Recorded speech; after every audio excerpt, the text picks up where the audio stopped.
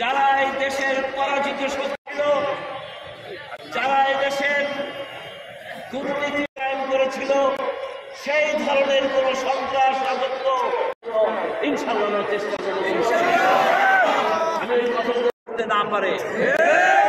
আরো আমরা সিদ্ধান্ত নেব যে পতিত স্বৈরাচার যাদের পতন হয়েছে তারা যেন আর মাথা উঁচু করে দাঁড়াতে না পারে।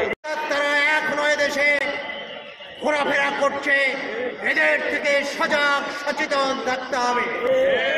আর এদেশকে মানবতাবাদী একটি কল্যাণকামী দেশ গড়ার প্রত্যয়ে নিজেদেরকে আত্মনিয়োগ করতে হবে।